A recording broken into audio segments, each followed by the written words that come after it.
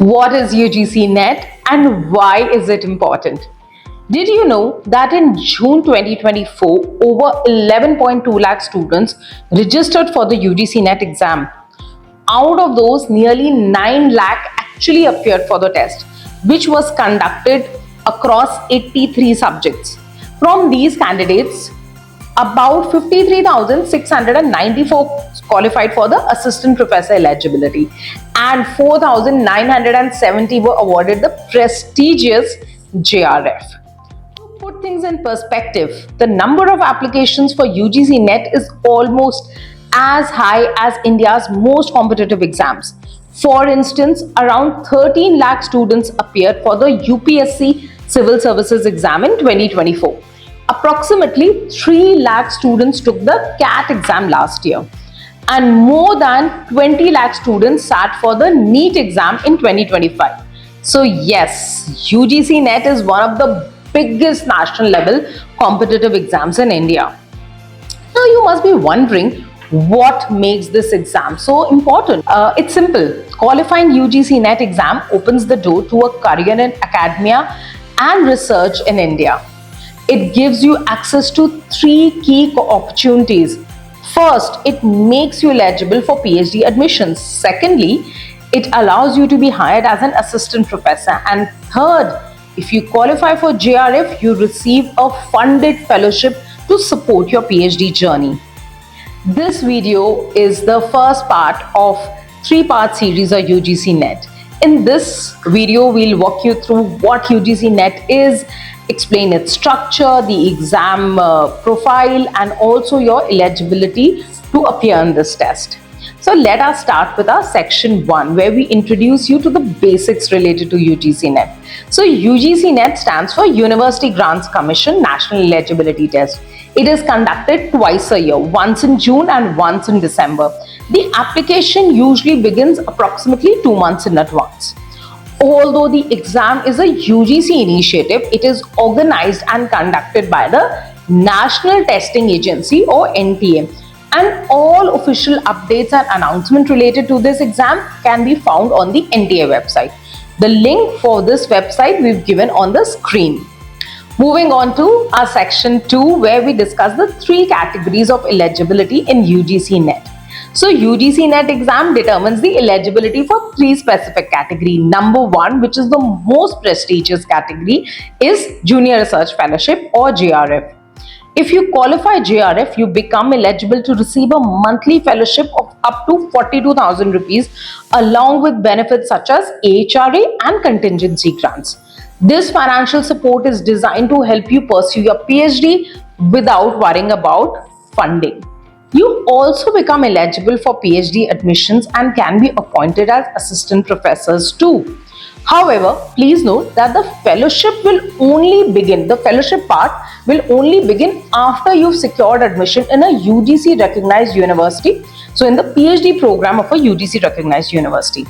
There is an age limit to qualify JRF, which is 30 years, but relaxation of up to 5 years are available for women candidates and candidates from the OBC NCL category, SC, ST category, PWD, armed forces personnel, and those with LLM degree. Even individuals with prior rich research experience are exempted.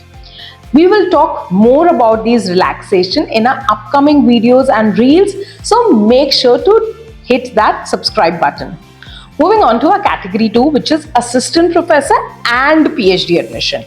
If you qualify in this category, then you become eligible to be hired as a faculty member in colleges or universities. In addition, many universities will also exempt you from the PhD entrance exam and allow you to apply based on your UGC NET exam score.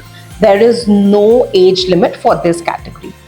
Moving on to our category 3, which is PhD admissions only. In this category, you qualify only for PhD admission.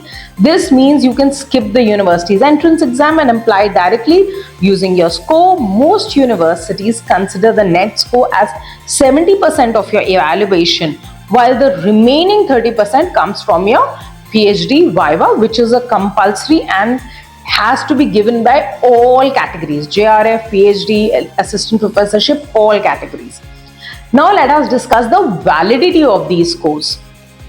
So how long are these scores valid? Is there an expiry date to it?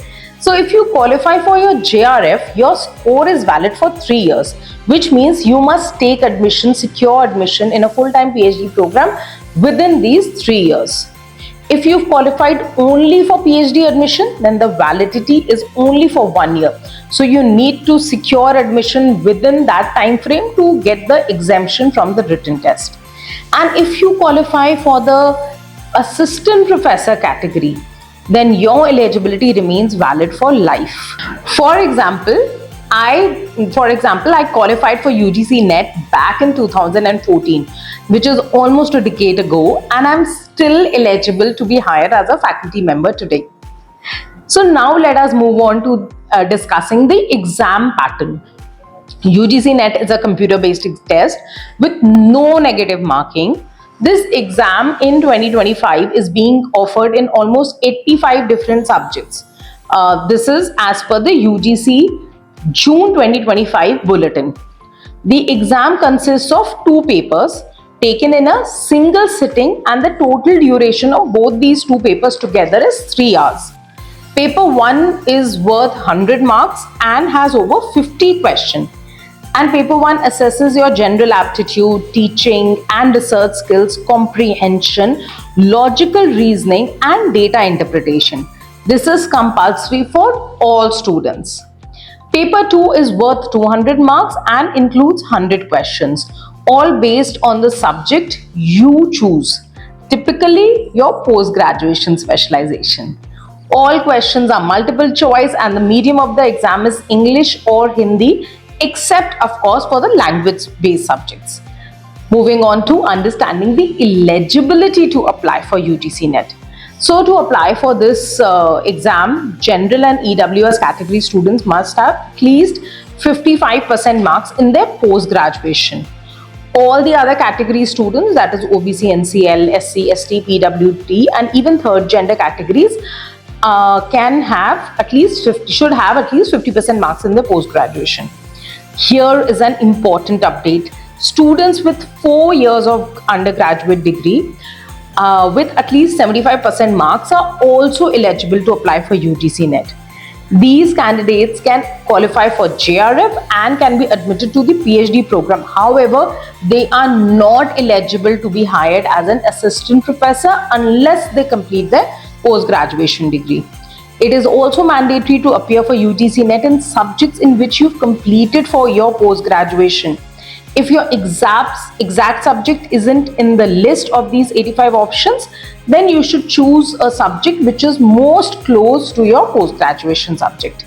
And remember, UGC NET is valid only for Indian universities and colleges. It does not apply to foreign institutions. So to sum it up, UGC NET is not just any other competitive exam. It's a key that will unlock multiple doors in India's academic and research ecosystem. It allows you to pursue a PhD, get hired as a professor, and even receive fellowship funding if you qualify the JRF. So at ZPTC Consultancy, we don't offer any kind of coaching for UGC NET preparation, but we do provide one-to-one guidance and mentorship for PhD aspirants. If you like to know more about our personalized services, then you can visit our website www.zenithphd.com, or you can message us directly on WhatsApp on the number given below. If you did find this video useful, then don't forget to like, share, and of course subscribe. Thank you so much for watching this video. I'll see you soon in the next video.